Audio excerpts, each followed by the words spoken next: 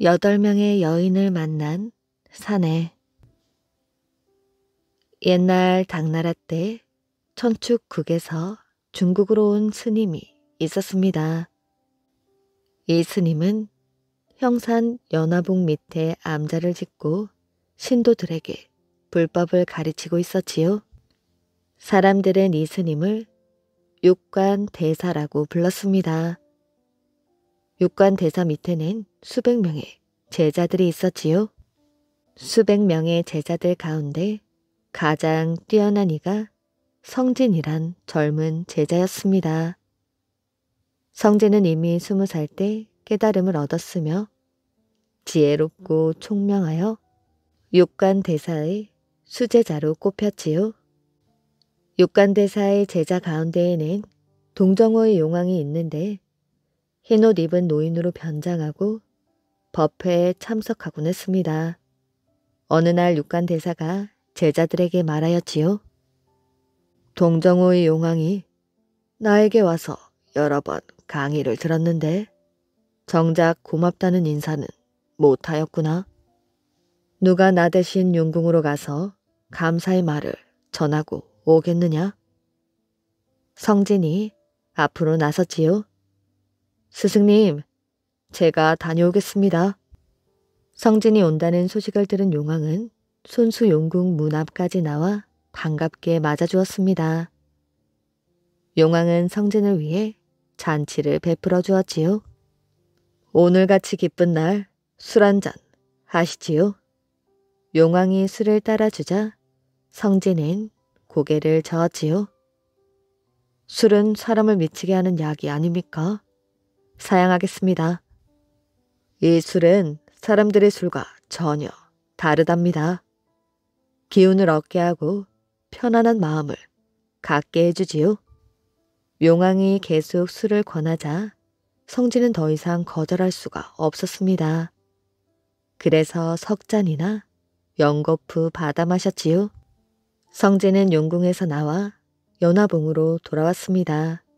그런데 술 기운 때문에 얼굴이 화끈화끈 거렸지요. 이런 모습으로 가면 스승님이 노여워하시겠지. 성진은 냇가로 가서 세수를 했습니다. 그런데 바로 그때 이상한 향기가 풍겨왔지요. 이 신의 상류에 무슨 꽃이 피어있기에 이런 향기가 나는 걸까? 직접 가서 알아봐야겠다. 성진은 시내를 거슬러 올라갔습니다. 그랬더니 돌다리가 나오고 돌다리 위에 선녀들이 앉아 있었지요. 성진이 말했습니다. 나는 육관대사의 제자인데 스승님의 명을 받아 용궁에 갔다가 암자로 돌아가는 길입니다. 돌다리를 건너야겠으니 옆으로 비켜주시지요. 선녀들이 말하였지요. 저희들은 남악 위부인의 시녀인 팔선녀들입니다. 위부인의 명을 받아 육관대사께 문안을 드리고 돌아가는 길이지요. 이 돌다리가 좁아서 옆으로 비킬 수가 없습니다. 스님께서는 다른 길로 돌아가십시오. 냇물이 깊고 다른 다리가 없습니다. 그런데 어찌 냇물을 건너가란 말입니까? 달마대사는 옛날에 갈대잎을 타고 바다를 건넜다고 합니다. 스님이 육관대사께 배웠다면 그 정도 신통력은 발휘할 수 있지 않을까요? 이 작은 냇물을 건너지 못하여 아녀자와 길을 다투시다니요. 보살님들의 말씀을 곰곰이 따져보니 길을 비켜주는 대신에 그 값을 받겠다는 것이로군요. 좋습니다.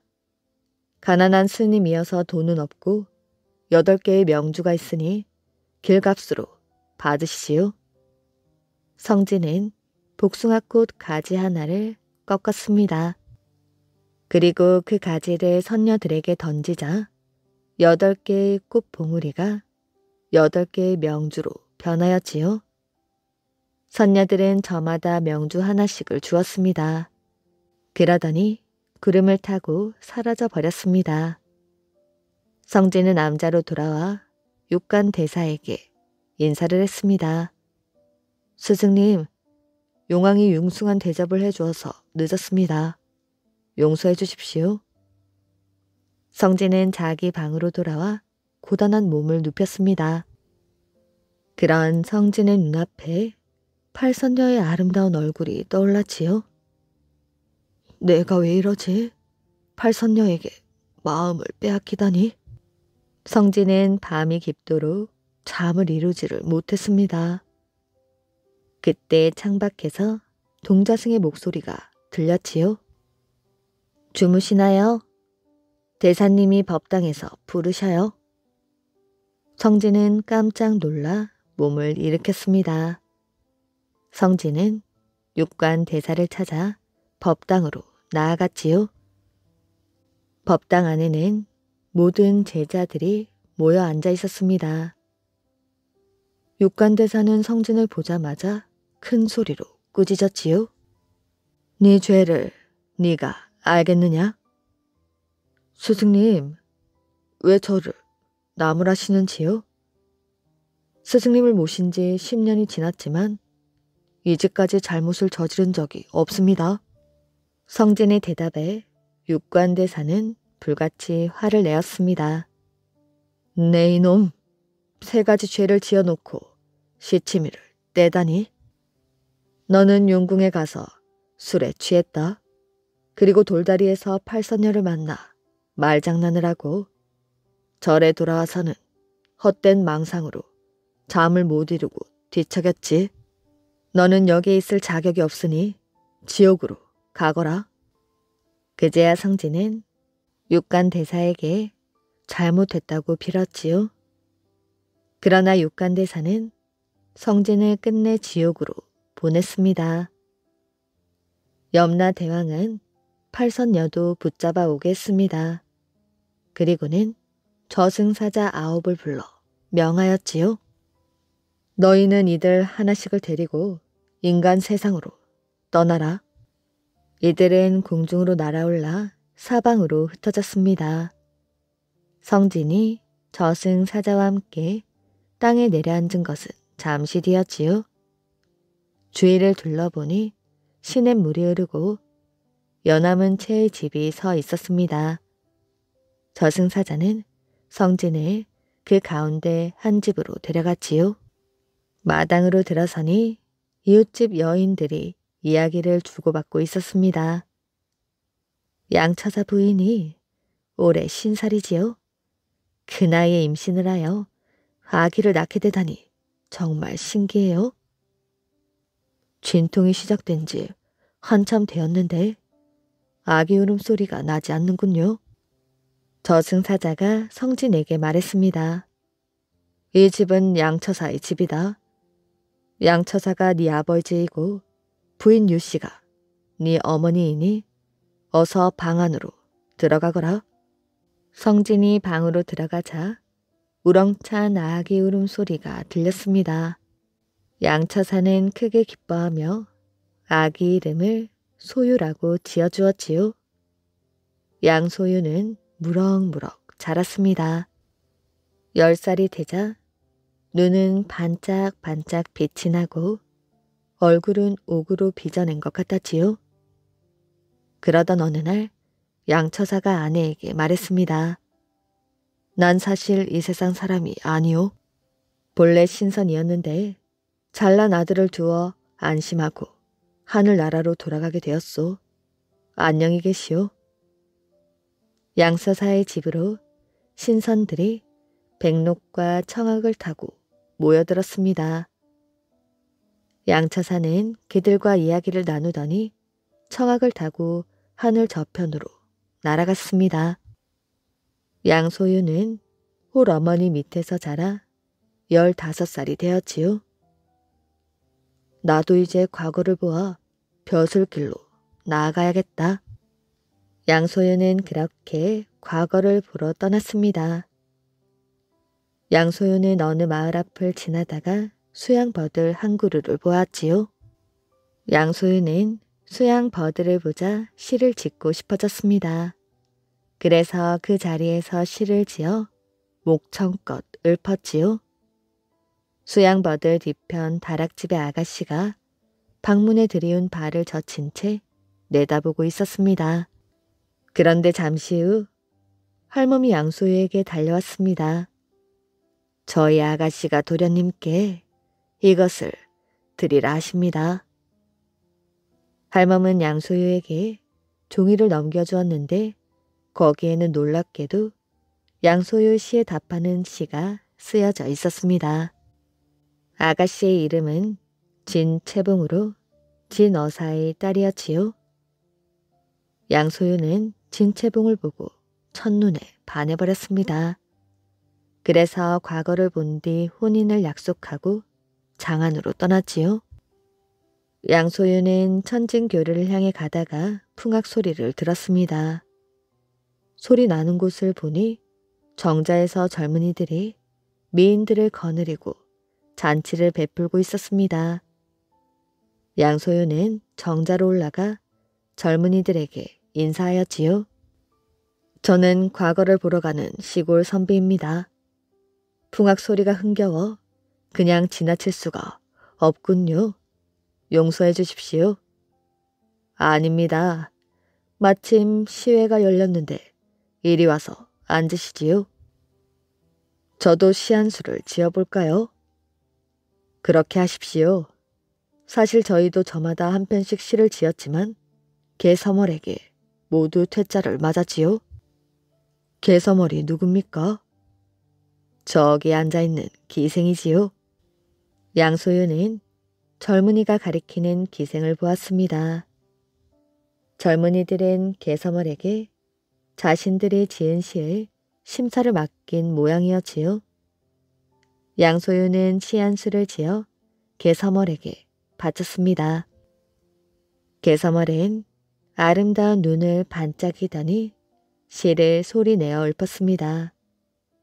그러자 젊은이들은 기막히게 좋은 시라며 모두들 감탄하는 것이었습니다. 개서멀이 말하였지요. 여러분들도 인정하셨지요? 오늘의 장원은 이 선비님입니다. 저는 약속대로 장원을 하신 분의 시중을 들겠습니다. 개서멀은 양소유에게 다가와 그 옆자리에 앉았습니다. 이렇게 하여 양소유는 개서멀과 인연을 맺게 되었지요. 개서멀은 양소유를 자기 집으로 데려와 며칠 동안 함께 지냈습니다. 하지만 양소유가 진채봉을 못 잊어 하자 개서멀은 좋은 신부감을 소개해 주었지요. 장안에 도착하시면 정사도의 딸 정경패를 만나십시오. 3대째 대신을 지낸 이름난 집안입니다. 정경패는 음악을 아주 좋아한답니다. 양소유는 장안에 도착하자 정경패를 만나러 갔습니다. 그는 여인으로 변장하여 검은 고를 안고 가서 정경패의 마음을 사로잡았지요. 양소유는 곧 과거를 보아 장원급제를 했습니다. 그리하여 한림 학사라는 벼슬을 얻었지요. 여기저기에서 청혼이 들어왔지만 다 물리치고 그는 정경패와 혼인하기로 약속했습니다. 정사도의 집에서는 양소유에게 후원 별당을 내주었지요. 양소유는 별당에서 지냈습니다. 정사도의 집에는 가춘은이란 시녀가 있었습니다. 가춘은은 양소유의 시중을 들었는데 양소유를 사랑하게 되었지요. 정경패가 이 사실을 알고는 양소유에게 권하여 가춘은을 첩으로 삼게 했습니다. 그 무렵 중국 변경에 사는 연나라 절도사가 군사를 일으켜 스스로 왕이라 일컫고 있었습니다. 황제가 이 일에 대해 근심을 하자 양소유가 황제에게 아뢰었지요. 먼저 조서를 내려 달래십시오. 그래도 말을 듣지 않으면 군사를 보내 치시고요. 좋은 생각이다. 그대가 이 일을 맡도록 하라. 양소유는 황제의 명을 받들어 조서를 써서 연나라에 보냈습니다. 그리고 직접 연나라 왕을 만나 좋은 말로 타일러 항복을 얻어내었지요. 양소유는 연나라 객사에 묵고 있었는데 개서멀이 찾아오게 되었습니다. 양소유가 잠들었다가 아침에 깨어보니 개서멀이 아닌 다른 여인이 앉아 있었지요. 낭자는 누구시오? 저는 개서멀과 의형제를 맺은 사이입니다. 이름은 적경웅이지요. 어젯밤 서머리가 몸이 불편하다고 해서 제가 대신 모셨습니다. 개서멀과 적경웅은 얼굴이 많이 닮아 있었습니다. 그래서 어젯밤 양소유는 그녀를 개서멀로 착각했던 것이었지요. 임무를 마친 양소유는 장안으로 돌아왔습니다. 황제는 양소유에게 예부 상서 벼슬을 내렸습니다. 황제에게는 누이 동생인 난양공주가 있었지요. 황제는 어머니인 황태우와 상의하여 난양공주를 양소유에게 시집 보내기로 했습니다. 그러나 양소유는 황제의 동생인 월왕에게 자기 사정을 털어놓았습니다. 저는 난양공주와 혼이 날 수 없습니다. 이미 약혼한 여자가 있습니다. 이 말을 전해 들은 황제는 황태우와 다시 의논했습니다. 황태우가 황제에게 말하였지요. 양상서가 약혼한 여자는 정사도의 딸 정경패라고 합니다.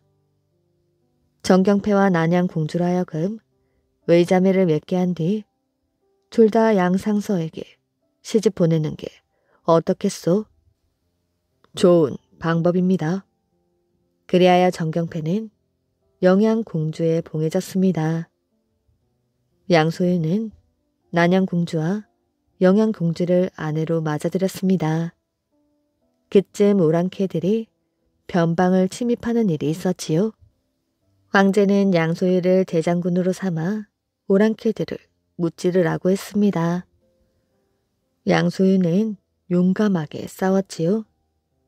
양소유가 이끄는 군대는 오랑캐들을 뒤쫓다가 밤을 맞이했습니다. 이들은 산 밑에 진을 치고 휴식을 취하였지요. 깊은 밤 양소유는 장막에 앉아 병서를 읽고 있었습니다.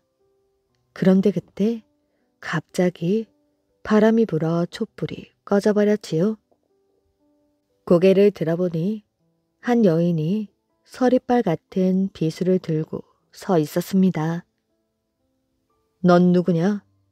여기가 어딘 줄 알고 겁없이 나타난 것이야? 나는 우리 추장의 명령을 받고 대장군의 목을 얻으러 왔소. 양소유는 여인을 노려보다가 호탕하게 웃었습니다. 내 목을 얻으러 자객으로 왔다고? 그렇다면 내 목을 가져가거라. 대장부가 어찌 죽기를 두려워하겠느냐? 그러자 여인은 양소유의 기백에 눌려 비수를 집어던졌습니다. 그리고는 촛불을 켜고 양소유 앞에 무릎을 꿇었지요. 대장군님, 놀라게 해드려 미안합니다. 당신의 기상을 보니 해칠 마음이 없어졌습니다.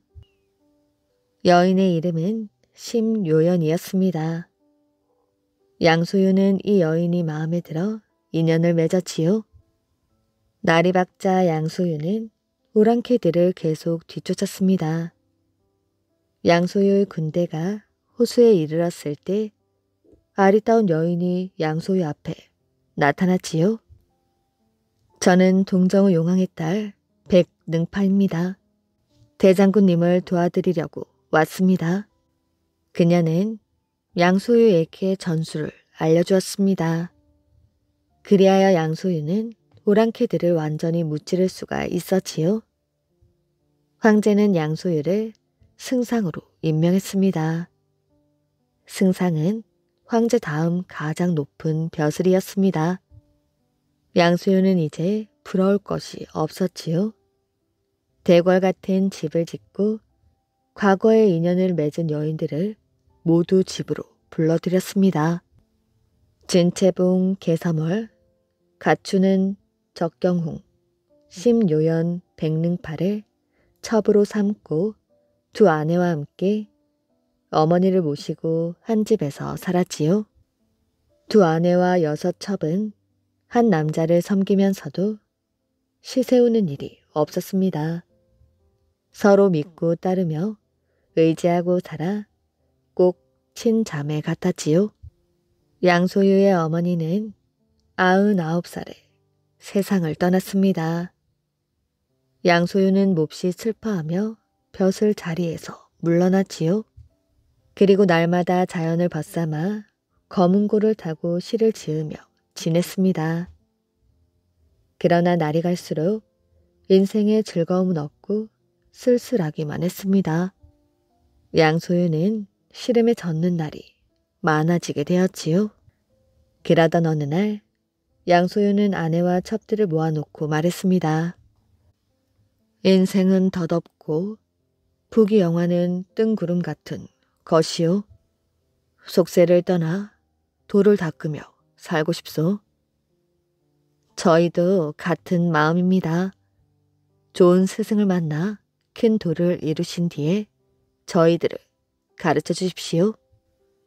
우리 9사람의 마음이 한 마음이니 참으로 기쁘오. 나는 내일 떠날 것이니 오늘은 마음껏 술에 취해 보도록 합시다. 시녀들이 술상을 차릴 때 어디선가 지팡이 소리가 들렸습니다. 이윽고 늙은 스님이 양소유 앞에 나타나 공손히 절을 했습니다. 양소유가 물었지요. 스님은 어디서 오신 분입니까? 승상께서는 총명하지 않으시군요.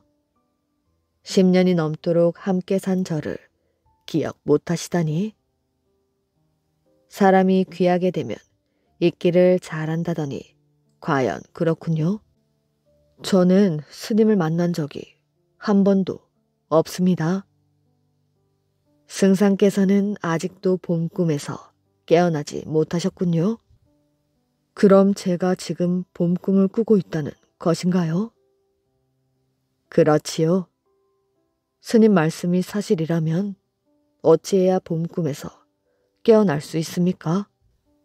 스님은 손에 들고 있던 지팡이를 돌 난간을 두어 번 두드렸습니다. 그러자 느닷없이 사방에서 구름이 일어나 주위를 뒤덮었지요. 양소유는 마치 꿈을 꾸고 있는 것 같았습니다. 바로 그 순간 구름이 싹 걷혔습니다.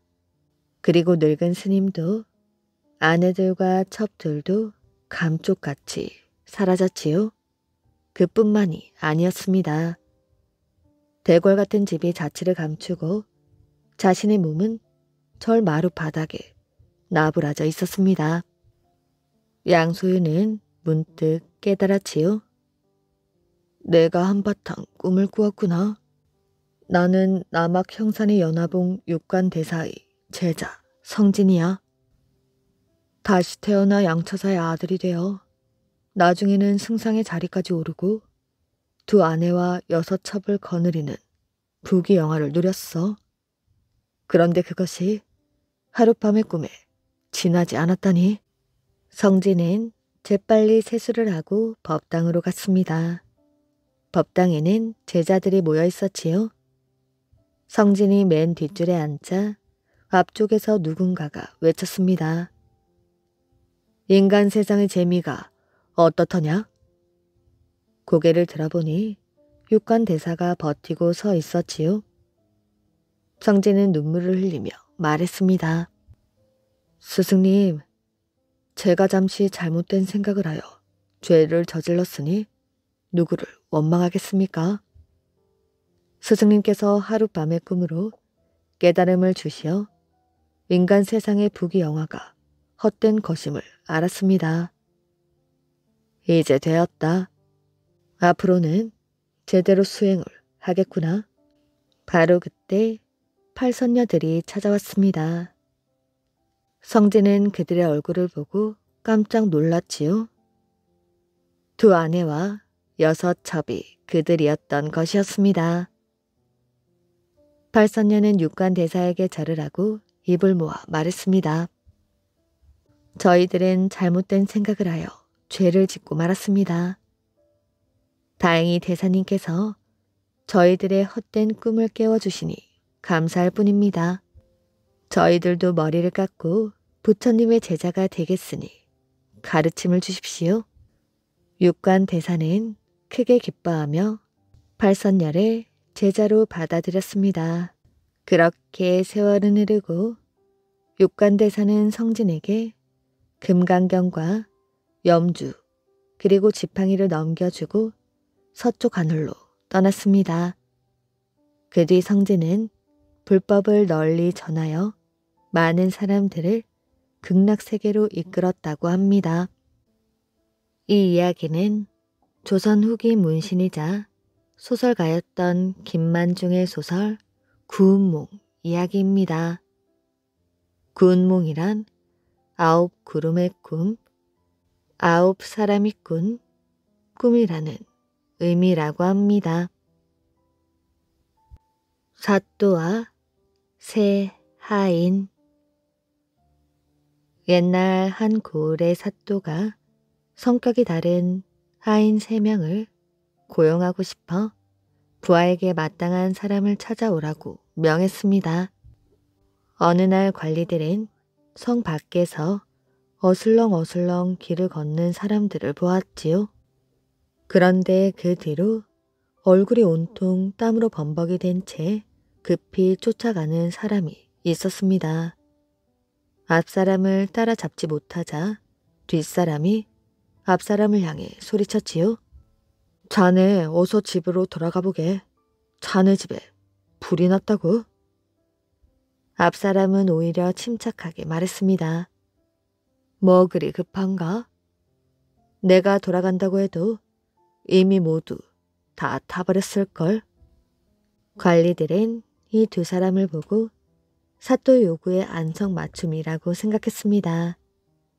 그리고 당장 그 둘을 붙잡았지요.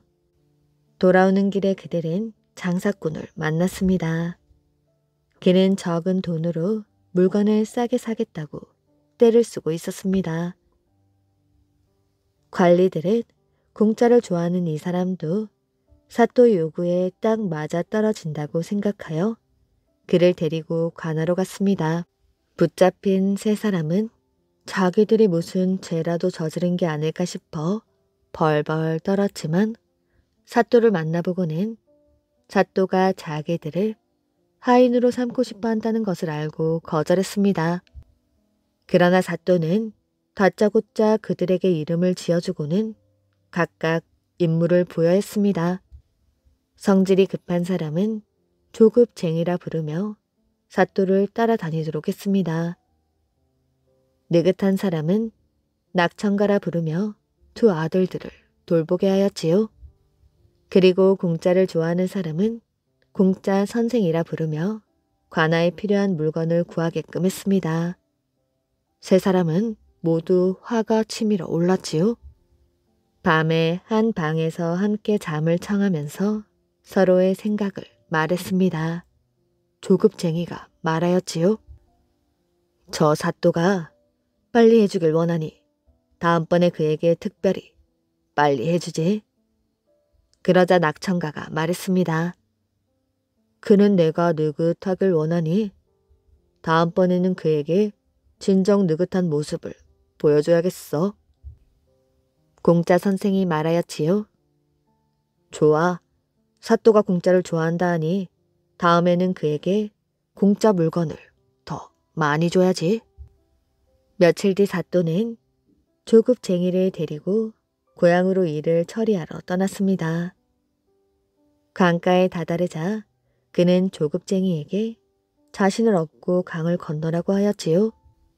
그에게 업혀 가던 중 사또가 말했습니다. 너는 사람을 참 잘 업는구나. 관아로 돌아가면 내 너에게 은 10냥을 주마. 사또의 말이 끝나기도 전에 조급쟁이가 풀썩 주저앉았지요. 감사합니다, 나으리. 그 바람에 사또는 물속에 잠겨 물에 빠진 생쥐꼴이 되었습니다. 사또는 너무나 화가 나서 그를 내쫓아버렸지요. 관하로 돌아온 사또는 낙천가에게 두 아들을 데려오라고 명했습니다. 한나절이 지난 뒤 낙천가가 작은 아들만 데리고 꾸물거리며 나타났지요. 큰아들은 어디에 있느냐? 변소에 빠져 죽었습니다. 이런 죽일 놈! 왜 일찌감치 알리지 않았느냐? 작은 도련님이 죽고 난 다음에 함께 알리려고 하였지요. 화가 난 사또는 온몸을 부들부들 떨었습니다. 낙천가 또한 쫓겨나고 말았지요. 사또는 공짜 선생을 시켜 큰아들의 관을 사오도록 했습니다. 공짜 선생이 관짜는 가게에 가서 가격을 물었더니 관 크기에 상관없이 도매 가격으로 은 8량이었지요. 만약 큰 관과 작은 관을 함께 살 경우에 은 14냥에도 살 수 있었습니다. 사또는 공짜를 좋아하니 관 2개를 사다 줘야겠다. 공짜 선생은 사람들에게 부탁하여 관아까지 관 2개를 가져다 놓게 했습니다. 사또가 관 2개를 보고 눈이 휘둥그레졌습니다. 너는 왜 관을 2개나 사가지고 왔느냐? 공짜 선생이 말하였지요. 2개를 사면 은 2냥을 아낄 수 있었지요. 그러니 작은 도련님이 죽어도 다시 살 필요가 없지 않겠습니까? 분노가 치민 사또는 눈이 뒤집혀 뒤로 쓰러지고 말았답니다. 처녀를 도운 요괴. 아주 오랜 옛날 일본의 어느 시골 마을에 아름다운 처녀가 살고 있었습니다. 봄이 되자 처녀는 마을의 다른 처녀들과 함께 봄나무를 뜯으러 마을 뒷산으로 올라갔지요. 한참을 올라가는데 고사리가 무더기로 있는 것이 보였습니다. 그런데 그 고사리는 한눈에 보기에도 아주 진귀한 것임에 틀림없었지요. 처녀는 정신없이 고사리를 캐기 시작했습니다. 그리고 그 고사리를 따라 자기도 모르게 점점 더 깊은 산속으로 들어가게 되었지요. 문득 처녀는 주변의 인기척이 느껴지지 않아 깜짝 놀라며 주위를 둘러보았습니다. 아무리 둘러보아도 온통 고사리와 나무들 뿐 자기와 함께 온 다른 처녀들은 단 한 명도 보이지 않았지요. 해가 지기 전 반드시 이 산을 내려가야 해. 이런 생각이 들자 처녀는 그때부터 제정신이 아니었습니다. 마을로 돌아가는 길을 찾기 위하여 정신없이 이곳저곳을 찾아다녔지요. 결국 해가 뉘엿뉘엿 넘어가기 시작했고 이윽고 밤이 찾아왔습니다. 처녀는 산길을 허겁지겁 내려가고 있었지요. 바로 그때 저 멀리 희미한 불빛이 보이는 게 아니겠어요? 처녀는 그곳으로 달려가 보았지요. 그곳에는 낡고 오래된 통나무 집이 있었습니다. 처녀가 문을 두드렸지요. 그런데 인기척도 느껴지지 않았습니다. 그러나 불빛이 켜져 있는 것으로 보아 분명 안에 사람이 있음에 틀림없었지요. 처녀는 다시 문을 쾅쾅 두드렸습니다. 그제야 문이 열리더니 할머니가 나타났지요. 얼굴이 흉측하게 생긴 할머니였습니다. 그러나 처녀는 지쳐 있었고 또 배가 너무 고팠기 때문에 무서운 것 따위는 생각지도 않고 할머니에게 말했지요. 할머니, 길을 잃어서 그러니 하룻밤만 재워주십시오. 할머니는 처녀를 위아래로 훑더니 음흉한 미소를 지으며 안으로 들어오게 하였지요. 불빛이 있는 곳에서 할머니를 본 순간 처녀는 가슴이 철렁했습니다. 백발의 시커먼 얼굴을 하고 입은 귀까지 찢어져 있는 것이 산속에 산다는 요괴할멈 야만바임이 틀림없었기 때문이었지요. 그러나 처녀는 너무나 지쳐 있었기 때문에 지금 죽더라도 밥 한 그릇 먹는 것이 더 급했습니다. 할머니, 저 배가 너무 고파서요. 뭐 먹을 것이라도 주시면 고맙겠습니다. 그러자 할머니가 어이없다는 표정을 지으며 말하였지요. 넌 내가 무섭지도 않나 보구나. 난 사람 잡아먹는 귀신, 야만바야. 잡아먹혀도 좋으니 제발 밥 한 그릇만 주십시오. 야만바는 이러한 처녀의 모습에 당황할 수밖에 없었지요. 왜냐하면 지금까지 자신에게 먹혀도 좋다고 말한 사람은 이 처녀가 처음이었기 때문이었습니다.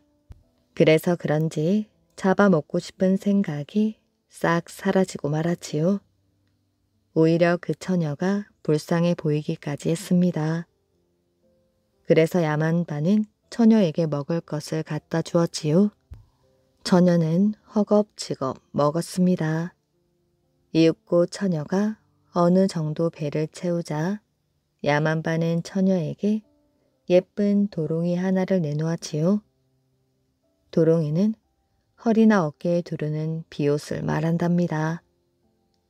이건 내가 아주 아끼는 보물인데 이걸 쓰고 야만바의 보물을 3번 외친 후 원하는 것을 말하면 이루어진단다. 아주 신기한 것이지. 이렇게 하여 처녀는 선물까지 받고 다시 길을 떠나게 되었습니다. 바깥은 아직도 깜깜하였지요. 처녀는 숲속의 귀신들이 할머니를 싫어한다는 게 생각나 도롱이를 쓰고 할머니로 변신하게 해달라고 주문을 외웠습니다. 그랬더니 정말 할머니로 변하였지요. 한참을 가고 있는데 갑자기 숲의 귀신들이 처녀 앞에 무더기로 나타났습니다. 그러나 귀신들은 할머니의 모습을 한 처녀를 보고 아래 위로 훑더니 실망한 표정을 지으며 그대로 사라져 버렸지요. 할머니로 변신한 덕분에 무사히 탈출할 수 있었던 것입니다. 이윽고 날이 밝았지요. 얼마를 갔을까 드디어 마을이 보이기 시작했습니다. 처녀는 매우 지쳐 있었기에 이 마을에서 당분간 머물 생각으로 마을을 향해 단숨에 다름박질하였지요. 그런데 처녀는 여전히 할머니로 변신해 있는 모습이었기에 사람들이 이상한 눈으로 쳐다보았습니다. 처녀가 도착한 곳은 어느 부잣집 앞이었지요. 처녀는 요란스럽게 문을 두드렸습니다.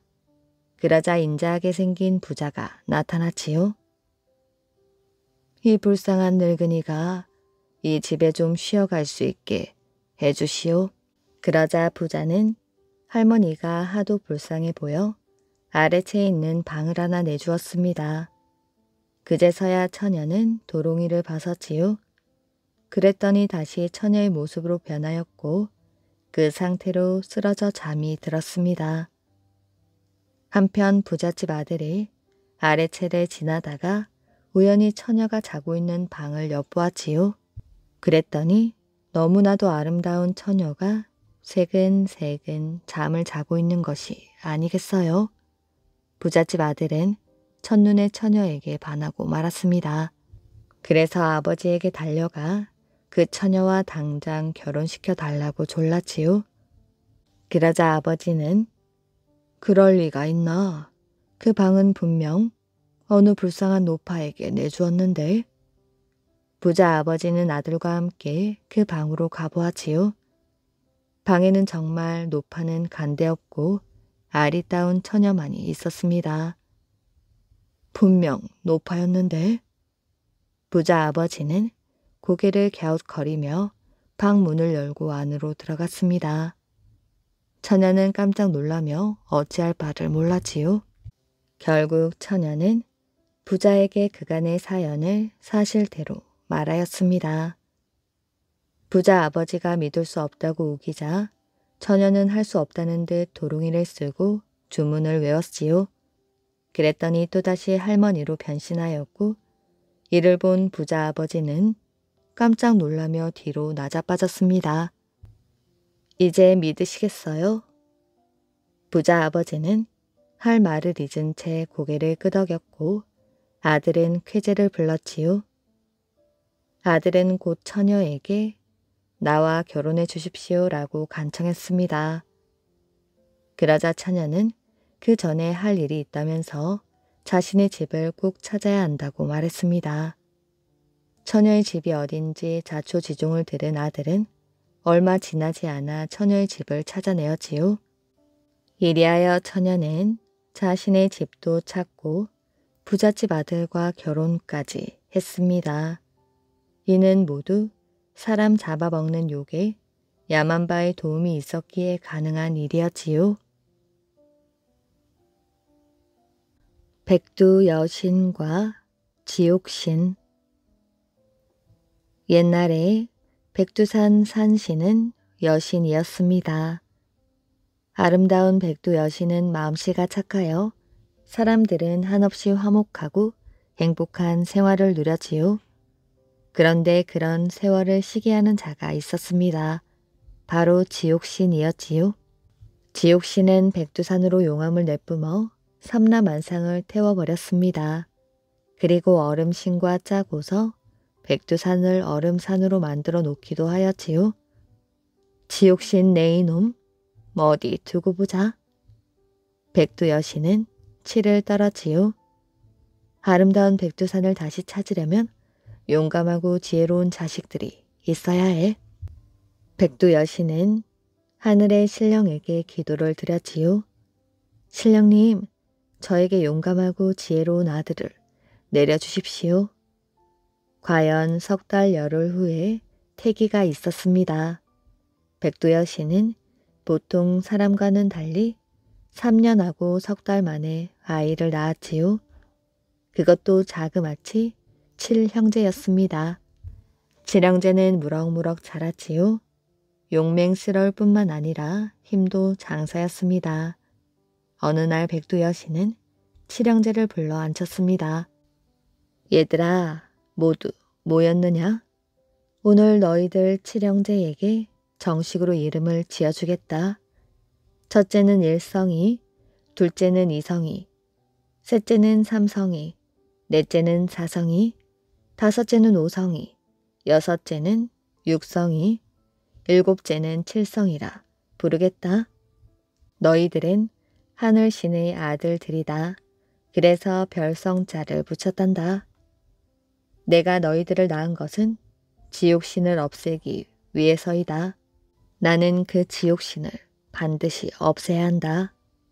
이제 너희들 나이도 적지 않으니 모두 세상으로 나가거라. 제각기 훌륭한 스승을 모시고 한 가지씩 재주를 배워오너라. 너희들이 돌아오면 지옥신을 없애고 백두산의 행복을 되찾겠다. 알겠습니다, 어머님. 백두 여신의 명을 받은 7형제는 7방향으로 각각 헤어졌지요. 집을 떠난 뒤 7형제는 모두들 훌륭한 스승을 만났습니다. 7형제 모두 지혜로웠던 까닭에 스승이 하나를 가르치면 열을 깨달았지요. 스승들 모두가 그 재주에 탐복했습니다. 자기 귀여운 딸들과 백년 가약을 맺어주기도 하였지요. 7형제는 아내 될 여인들을 데리고 다시 어머니에게 가기 위해 길을 떠났습니다. 떠나던 날이 한날 한시였듯 돌아오는 날도 한날 한시였습니다. 일성이가 그의 아내 될 사람과 함께 어느 고갯마루에 올라섰을 때였지요. 거룩한 백두 여신의 아드님이시여, 난데없이 아름다운 여인 하나가 나타났습니다. 그녀는 온갖 아양을 떨며 말하였지요. 그대들은 어이하여 얼음이 뒤덮인 백두산으로 돌아가려 하십니까? 백두산은 얼음으로 뒤덮여 살 곳이 못 된답니다. 북쪽으로 가시면 큰 왕국이 있습니다. 일성이가 말하였지요. 도대체 뉘시오. 소인은 그 왕국에서 보낸 사신이옵니다. 그대를 모셔오라는 분부를 받고 왔습니다. 거절하지 마십시오. 나를 어찌 알고? 어서 저를 따라오셔요. 망설일 것 없습니다. 그 여인은 달콤한 말을 계속하였지요. 어머니와 형제들 걱정은 조금도 하지 마십시오. 어머님은 모셔다 국무로 봉하고 나머지 형제들은 모두 대신으로 삼을 것이옵니다. 그러니 망설이지 마십시오. 그게 정말이오? 정말이고 말고요. 그 여인은 자꾸만 간청했습니다. 그러자 일성이 아내가 말하였지요. 낭구님, 어머니를 만나 뵙고 의논 드리는 것이 옳은 줄로 아옵니다. 일성의 귀가 이번에는 아내에게로 쏠렸습니다. 인생에서 이처럼 좋은 기회가 몇 번이나 온다고 그러셔요. 사신이라는 여인은 두 사람의 앞길을 가로막으며 말하였지요. 낭구님, 큰 일을 할 사람은 귀가 두꺼워야 하옵니다. 누군지도 모르는 이 여자의 말에 귀 기울이지 마십시오. 아내의 말을 들은 일성은 고개를 끄덕였습니다. 맞는 말이오. 자, 어서 갑시다. 두 사람은 가던 길을 재촉하였지요. 이번에도 또 실패로군. 중얼거리던 그 여인은 어디론지 사라져 버렸습니다. 일성이가 집에 도착하자 다른 동생들도 차례로 도착하였지요. 내 아들들아, 무술을 다 닦고 결혼까지 하고 돌아왔구나. 장하다. 어머니께 절을 하고 일성이가 동생들에게 그 여인 이야기를 들려주려고 하자 동생들이 배를 끌어안고 웃었습니다. 그 사신이라는 여자 말입니까? 그 여자가 형님 앞에도 나타났었단 말입니까? 그건 모두 지옥신이 꾸민 일일 게다. 너희들이 만났다는 그 계집은 요기임에 틀림없다. 욕이라고요? 앞으로도 절대 유혹에 빠져들지 말거라. 알겠습니다, 어머니. 이 어미는 지옥신을 없애야 한다. 지옥신은 나의 원수야. 너희들이 어미의 원을 풀어주겠느냐? 지량제는 우렁차게 대답하였지요. 백두 여신은 몹시 감격해 했습니다. 지량제는 싸울 준비를 단단히 하고는 맏형 일성의 지휘 아래 지옥신과 싸움을 하러 떠나지요. 저희들도 함께 가겠어요. 7명의 아내들도 따라가겠다고 나섰지요. 안 된다. 너희들은 여자이지 않느냐? 백두 여신이 말렸지요. 하지만 아내들은 결심을 굽히지 않았습니다. 어머님, 저희들은 모두 무예와 슬기를 이겼습니다. 걱정 마십시오. 저희들이 옆에 있어야 낭군님들께서도 용기를 내실 것이옵니다. 알겠다. 모두들 몸성이 돌아오기 바란다. 어머님, 염려 마십시오. 그들은 그렇게 길을 떠났습니다. 그들이 백두산의 가장 높은 봉우리인 상상봉에 이르렀을 때였지요. 고요하기만 하던 산과 들에 갑자기 광풍이 휘몰아치기 시작하는 것이었습니다. 호박만한 돌들이 하늘을 메우며 날아왔지요. 모두들 몸을 피해라. 일성이가 소리쳐서 모두 안전한 곳으로 피했습니다. 일성이는 아내와 함께 바람이 이는 곳을 자세하게 살펴보았지요. 저기에요. 용문봉과 천문봉 사이에서 웬 괴물이 심수를 부리고 있었습니다. 일성은 갑옷 속에 감추었던 날개를 펼치며 아내에게 말하였지요. 하늘로 날아오릅시다. 하늘로 날아오른 일성과 아내는 괴물과 싸움을 시작하였습니다. 일성과 아내가 계속하여 공격을 퍼붓자 힘이 부족해진 괴물은 쿵 소리를 내며 떨어지고 말았지요. 그때 괴물 때문에 얼음산이 무너져 내렸습니다. 그때 이성이와 그의 아내 눈에서 시퍼런 불빛이 뿜어져 나오더니 이글거리는 불빛은 덮쳐오는 얼음산들을 물로 만들어 버렸지요. 그 물은 금세 강물로 변해버렸습니다. 강물은 성난 파도처럼 그들을 집어삼킬 듯 하였지요. 그때 삼성이와 그 아내가 강물과 맞섰습니다. 까만 채찍으로 강물을 야무지게 내리치자 으르렁거리던 강물은 잠 물결도 없이 잠을 자듯 유유히 흐르는 것이었습니다. 이겼다. 모두 승리의 환성을 올릴 때였지요. 갑자기 하늘이 새까맣게 흐려졌습니다. 수많은 괴물들이 소름 끼치는 소리를 질러대었지요. 시뻘건 혀를 내두르며 그들을 향해 덮쳐왔습니다. 형제들은 모두 칼을 뽑아 들었지요. 형제들은 풀 베듯 괴물들을 베기 시작했습니다. 괴물들의 머리가 우박처럼 쏟아져 내렸지요. 그런데 머리가 떨어진 괴물들은 죽지 않는 것이었습니다. 죽기는커녕 하나가 떨어지면 둘로 불어나게 되었지요. 그때 사성이 하늘로 날아올랐습니다. 내가 손을 써야겠어. 사성이가 태양빛을 비추자 괴물들이 비명을 질렀습니다. 그 소리가 하늘에 가득하였지요. 땅 위로 떨어진 괴물들은 모두 박살이 나고 말았습니다. 드디어 이겼군. 칠형제는 마침내 승리를 거두었지요. 기쁨을 가득 안고 어머니에게 돌아왔습니다. 백두 여신은 곧 큰 잔치를 베풀었지요. 잔치가 거의 끝날 무렵이었습니다. 잠깐 다녀올 때가 있어옵니다. 오성이 부부가 어머니께 말하였지요. 저희들도 잠깐 다녀오겠습니다.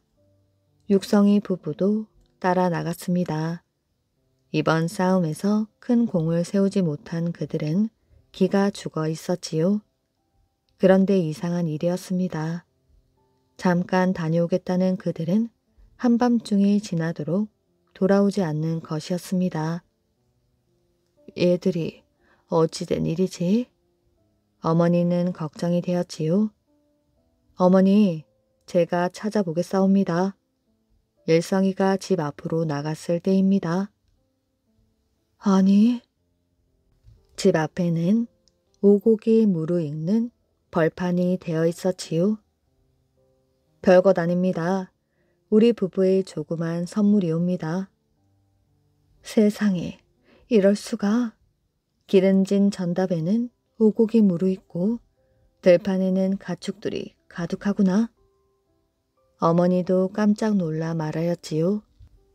그때 백두산 중턱을 바라보고 있는 이성이가 말하였지요. 저길 좀 봐요. 백두산 중턱을. 울창한 나무들로 꽉 찼어요. 육성이 부부가 황폐한 백두산을 살아있는 백두산으로 만든 것이었습니다. 백두산은 완전히 살기 좋은 곳으로 변하였지요. 백두산이 새 모습으로 변했다는 소식을 들은 제옥씨는 이를 부드득 갈았습니다. 내가 그냥 있을 것 같아. 어림도 없는 소리.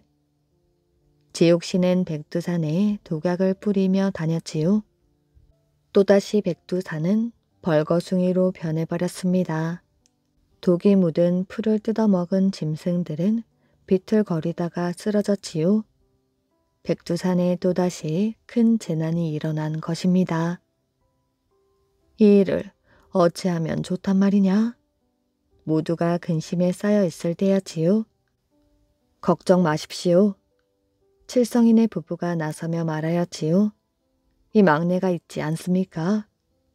그들 부부는 붉은 약봉지와 푸른 약봉지를 꺼내었습니다. 물에 풀어서 마시더니 하늘로 날아올랐지요. 하늘 높이 날아간 칠성이내는 사방으로 약을 내뿜었습니다. 이윽고 백두산은 푸르름을 되찾게 되었고 누워 버둥거리던 짐승들도 다시 일어나 뛰어놀게 되었지요. 잠시 후 여기저기에서 비명소리가 나왔습니다. 칠성 부부가 뿌린 약을 맞은 괴물들이 지르는 비명이었지요. 참으로 묘한 일이었습니다. 백두산은 다시 살아나고 괴물들은 목을 비틀며 죽어갔지요. 나를 좀 살려주시오. 마지막으로 들려오는 애처로운 비명소리는 바로 지옥신이 부르는 비명이었습니다. 지옥신은 결국 숨을 거두고 말았지요. 세월은 흐르고 흘러 백두산 숲속에 한 쌍의 봉우리가 생겼습니다. 마치 어머니의 전 무덤처럼 생긴 봉우리였지요. 그 둘레에는 7개의 작은 산봉우리가 생겨났습니다. 한 쌍의 산봉우리는 백두 여신의 전 무덤이라 하여 내두산이라고 이름 지었다고 합니다. 또한 내두산 기슭을 흐르는 물은 백두 여신의 젖이라 하여 내두아라는 이름이 붙여졌지요.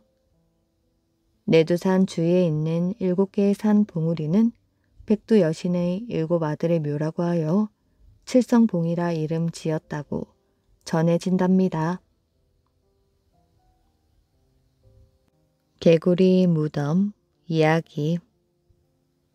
옛날에 유명한 직관 한 사람이 장제리를 지나게 되었습니다. 그런데 그 직관의 발걸음은 힘없이 휘청휘청 거리고 있었지요. 음식을 하나도 먹지 못하고 계속 산속을 헤매고 있었으니 걸음걸이가 힘이 없을 수밖에 없었습니다.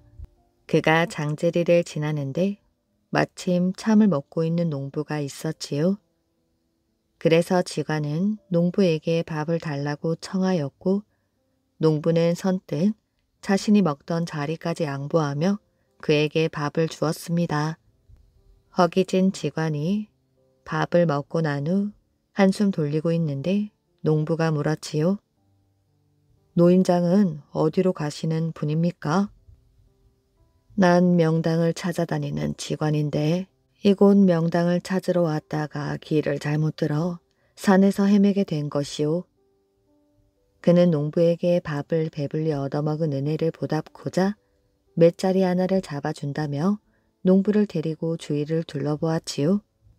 직관은 물이 찌걱찌걱 나와 농사도 짓지 못하고 그저 잡초만 무성하게 자라 내버려둔 자리를 가리키며 말하였습니다.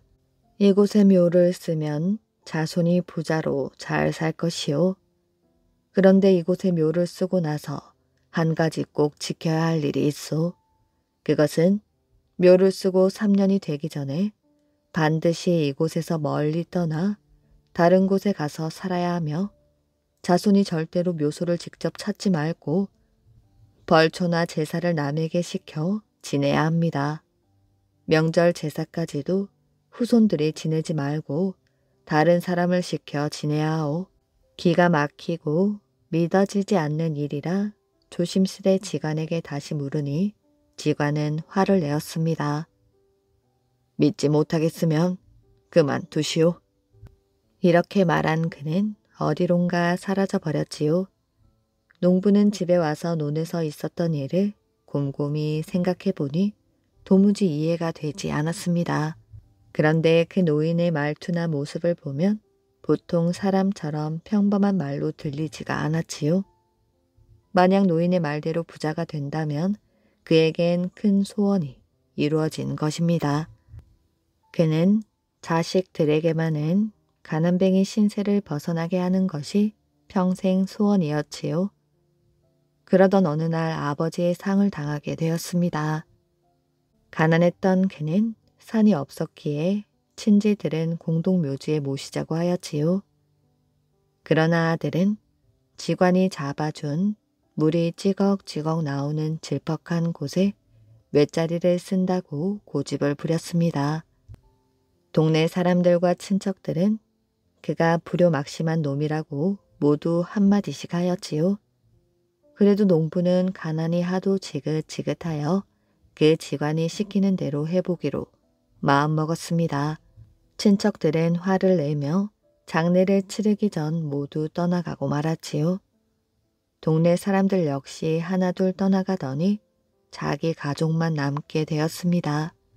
농부는 하는 수 없이 혼자 아버지의 시신을 질개에 지고 가서 물이 질퍽한 그곳에 작은 묘를 만들었지요.